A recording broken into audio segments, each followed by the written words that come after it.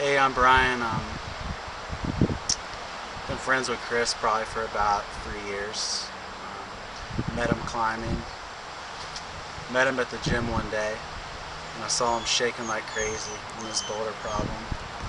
And I remember kind of chuckling at first, thinking he was going to fall off like the second move, and he ended up cruising the whole thing. I think they were like black colored routes at the time. I forget how they graded them over to GRG, but I was pretty amazed because he was looking tired. He beat the whole climb and he just crushed it.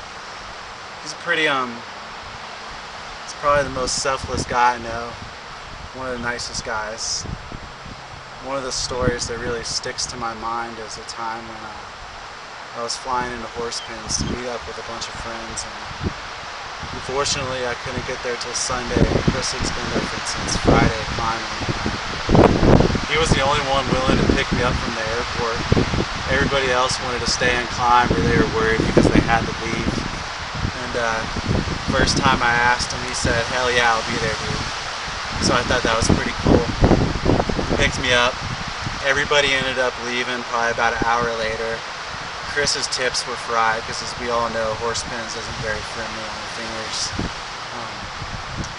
He spotted me climbing all through that day.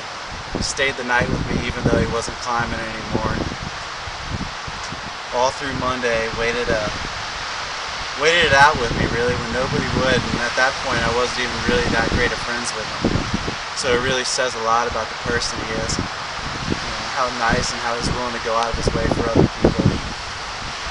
I guess another thing that comes to mind is every time we take a trip up to Chattanooga, whether it be LRC or anywhere else we're going, he's the first one to offer up his house, no matter how many people are there. It's 15 people.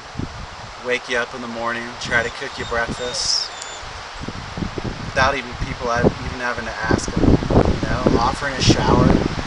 Doesn't care about the hot water. Doesn't care about how much anything's going to cost him to try to buy him a meal.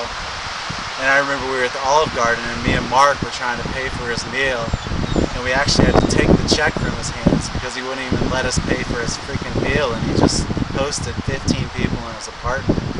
So that was kind of a good little moment. Something I'll always miss, and something I'll always cherish, and something I'll always remember about the person he was, and value his friendship.